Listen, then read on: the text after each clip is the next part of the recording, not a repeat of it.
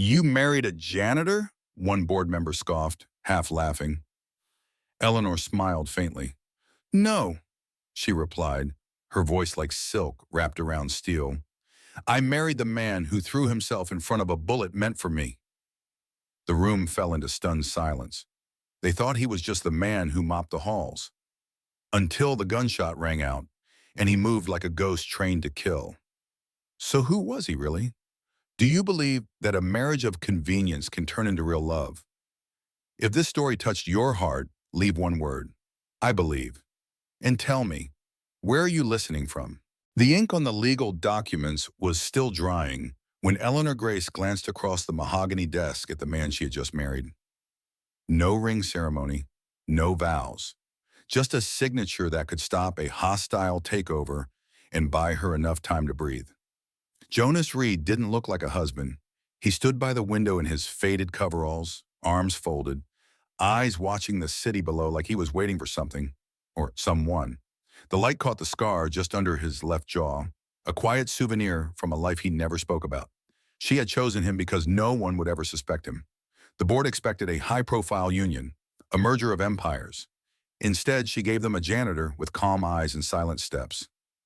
She remembered the first time she noticed him, not for his uniform, but for the way he had picked up a shattered glass in the hallway without flinching, without looking for praise. He had simply cleaned it, nodded at her, and vanished. That night, she found herself staring into the mirror, whispering, "You married a janitor." It was absurd, but also necessary. Her father's enemies were circling, and trust was a luxury she could no longer afford. Jonas signed the papers without questions, without negotiation. "Why me?" he'd asked once softly, and she had answered, "Because I know how to recognize people who move like they've survived worse." He didn't smile, but he said yes. Now, as silence settled between them, Eleanor felt something she hadn't expected. Safe, not loved, not yet, but safe in a way she hadn't felt since before her father's funeral. She turned toward him. "Let's keep our distance in public. Keep it clean, professional." Jonas met her eyes. "That's what I do best." And with that, their marriage of convenience began, with secrets folded quietly beneath every word. Jonas moved into the penthouse like a shadow, quiet, precise, never in the way. He didn't bring much, just a duffel bag, a small metal box with a broken latch, and an old paperback that looked like it had been read more times than a prayer book. Eleanor barely saw him during the day. Their paths crossed only in the mornings over coffee, and at night when he passed through the hall like wind through curtains. She had hired him for anonymity, for simplicity. But what she got was a riddle wrapped in denim and silence. He never asked questions, never touched her space. But the house had changed. One morning, the alarm system was recalibrated without a call to tech. Security cameras had better angles. Her personal files were sorted, color-coded, sealed. No explanation, no acknowledgement. It was like the building had grown an immune system. Then, one night, she couldn't sleep. The weight of investor meetings and whispering board members pressed against her ribs like iron. She wandered through the halls barefoot and found herself at the training room, a space her late father had installed but she hadn't used in years. The lights were off, but the door was ajar. Inside, Jonas moved with a grace that did not belong to a man who cleaned floors. His body was lean but powerful, and every motion was calculated, strikes, counters, evasions, all executed without pause, without breath. His eyes didn't blink, his hands didn't tremble. She watched for minutes before he turned. He didn't startle, just nodded once and said, "Couldn't sleep either?" She managed a nod. "You don't move like a janitor," she said carefully. He paused, wiped his brow, and offered a half smile that didn't quite reach his eyes. "Old habits." "From where?" "Places with no names." And then he left the room, towel around his neck, leaving Eleanor alone with the pounding of her own heart. She didn't know what was more unsettling, that he hadn't lied, or that part of her trusted him more because of it. That night, she locked her bedroom door, not out of fear, but because she knew. Jonas Reed was not the man she married, at least not the version she thought she'd chosen. The boardroom was colder than usual that morning. Eleanor sat at the head of the long, obsidian table, perfectly composed in her slate gray suit, her fingers wrapped tightly around a porcelain cup of untouched coffee. Jonas stood silently in the corner, inconspicuous in his Navy service uniform, head slightly bowed. Most of the board barely acknowledged him. To them, he was just a background figure, a condition of the CEO's unorthodox marriage arrangement, something to whisper about after the meeting. The agenda today: vote on the controversial merger that would relinquish partial control of the company to a foreign defense conglomerate. Tensions were high, tempers higher. Eleanor's voice had just begun to rise, not in anger but in conviction, when the glass behind her shattered. In that fraction of a second, she didn't process the sound as danger. It was Jonas who moved first. There was no hesitation, no shout, no scramble. One moment he was by the door, the next he was airborne, diving across the table in a blur of muscle and purpose. Eleanor felt the force of his body crash into hers, driving them both to the ground just as a second shot tore through the mahogany paneling behind her. Gasps echoed, chairs scraped, chaos erupted. But not Jonas. Jonas was already moving again. He rolled off her, eyes scanning, hands low and steady. From somewhere inside his jacket, he produced a small, matte black weapon. Not standard security issue. His stance was not improvised. It was precise. His eyes locked on the would-be assassin, a man disguised as a delivery contractor, now fleeing through the corridor with a pistol in hand. Jonas didn't fire wildly. He pursued with the focus of a predator and disarmed the attacker with one clean, brutal movement that left the man groaning on the ground. Security arrived too late. By then, Jonas had already removed the weapon, restrained the man with zip ties from his back pocket, and called in the threat, using a tactical code Eleanor had only ever heard in military briefings. When the dust settled and the paramedics checked her over, Eleanor sat trembling, not from the attack, but from what she had just witnessed. Jonas had taken a grazing wound to the shoulder, but refused treatment. "You need to let them see it," he said softly. "Let them know you're not afraid." Eleanor whispered, "Who are you?" He didn't blink. "I'm the man who just took a bullet for you." The room, once buzzing with judgment and boardroom pride, fell into stunned silence.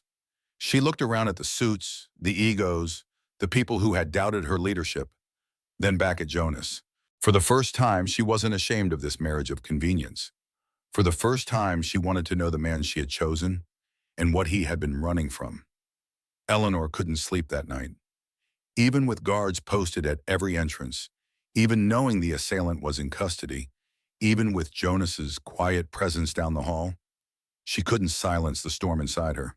There had been something too precise, too automatic in how he moved. Not like a trained bodyguard, like something older, deeper. By 2 a.m., she sat cross-legged on the floor of her father's old study, surrounded by dusty lockboxes and sealed records. He had once told her, "In war and in business, the most dangerous men are the ones who walk away from both." It was only now, years later, she understood what he meant. She didn't find anything under Jonas Reed in military databases, not publicly, not privately. But in one redacted file buried under her family's legacy security clearance, there was mention of a unit called Echo Meridian, classified, operatives with no names, no birth records, just call signs, missions, losses, and one line at the bottom of the file: Reed, J, status, Ghost Protocol initiated. She stared at the phrase until her vision blurred. Ghost Protocol. That meant presumed dead. Wiped, off-grid, intentionally, by his own request. That wasn't just retreat, that was disappearance. The next morning, she confronted him, not with anger, but with something closer to grief. "Why did you lie to me?" she asked quietly as they stood in the conservatory, sunlight streaking across the marble floor. Jonas was folding linens, his arms stiff with bandages. "I didn't," he said. "You never asked." "Echo Meridian," she said. He froze. "They told me no one from that unit came back," she added. Jonas exhaled slowly, eyes still on the towels. "We weren't meant to. The mission went sideways. I walked out, but not all of me made it home." She stepped closer. "Then why live like this? Why janitor? Why marry me?" He looked up. "Because when you disappear for real, you don't come back to power or titles. You come back to things you can clean. Floors, trash, guilt, and you start small. His voice cracked just slightly. You asked me because you thought I was invisible. And I said yes because that's what I'd become. Eleanor didn't speak. Couldn't. The man in front of her wasn't broken. He was in exile. Self-imposed. Quiet. Punishing. Not for what he did, but for surviving when others didn't. And suddenly the walls between them weren't about business or contract. They were about memory. About mercy. And about how much a person could carry in silence before someone else was willing to say, you don't have to hide anymore. 2 weeks had passed since the shooting, and Eleanor's world had begun to realign, not around chaos, but around the quiet certainty that Jonas Reed was not a mistake. He didn't ask for thanks. He didn't gloat. He went back to polishing the marble in the entryway, back to refilling the bird feeders her father once cared for. But something had changed in how she watched him. Before, she'd only looked. Now she noticed. The way he scanned every room before stepping inside. The way he memorized exits without appearing to glance. The way he spoke only when silence could be dangerous. One night, she found him sitting alone at the dining table, staring at her laptop. Not typing, not hacking, just staring. You know someone inside is bleeding information, he said, not looking up. Someone on the third floor. Finance or legal. You won't find them with software. You think we've been infiltrated? She asked. You already have. I'm telling you where to look. He slid a name across the table on a torn scrap of paper. Eleanor recognized it immediately. An old family friend, one of her father's protégés. She didn't want to believe it, but Jonas didn't speak without knowing. 2 days later, internal investigation confirmed it. Corporate sabotage, data leaks, coordinated with the very group that had tried to buy her out and tried to shoot her down. The traitor had been embedded for years, growing trust like ivy under the floorboards. Her executive team was shaken, her lawyers rattled. But Jonas? Jonas had already set up firewalls, rerouted key intel, and coordinated a quiet sweep of every server. Not through brute force, through awareness, through instinct, through something none of her private security team could replicate.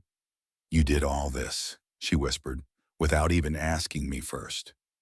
If I had, he said softly, you would have tried to protect him.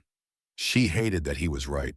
Hated even more that she was beginning to rely on him for more than defense.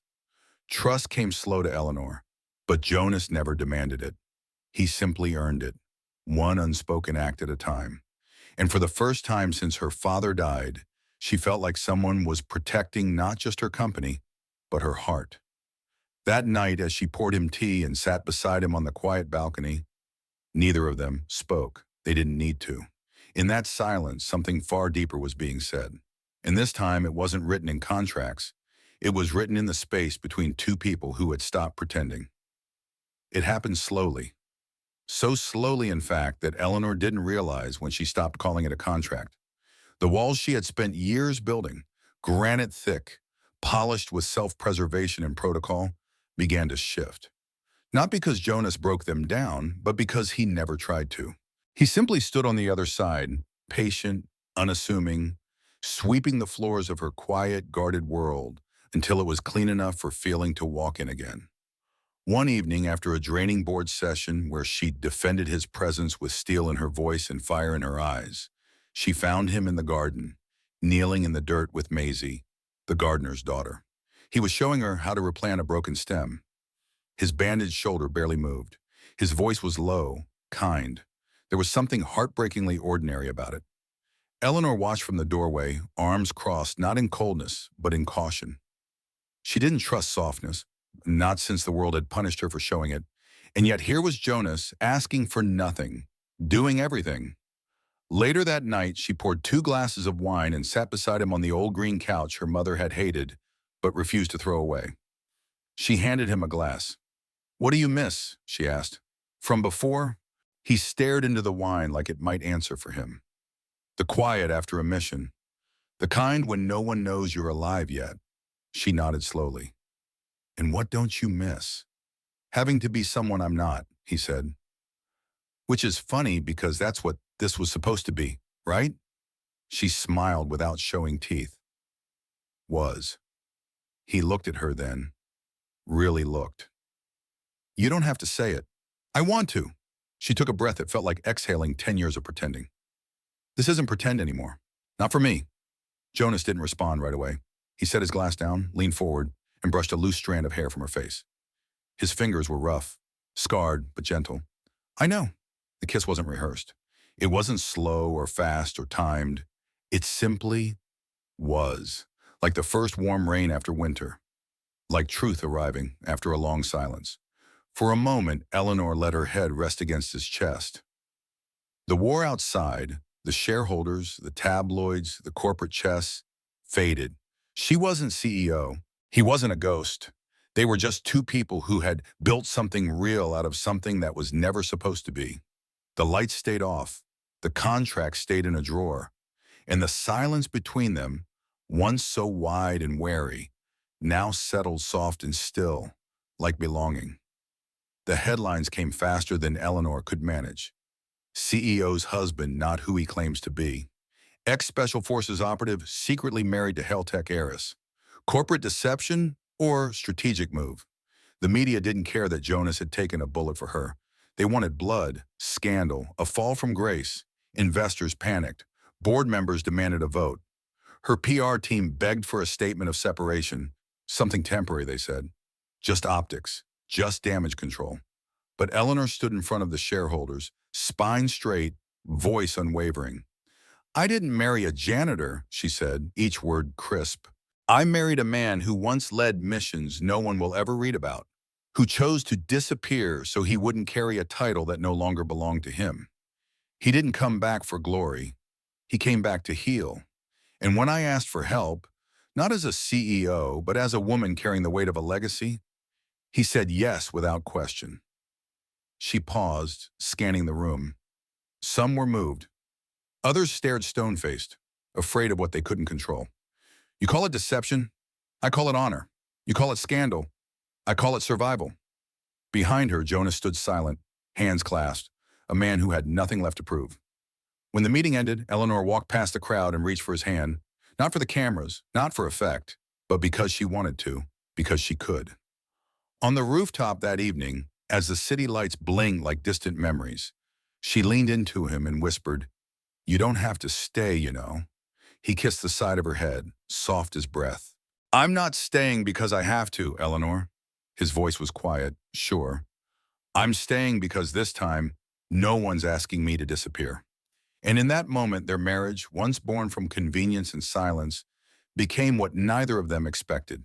A promise freely chosen, a home quietly built, and a love no longer hidden in the shadows.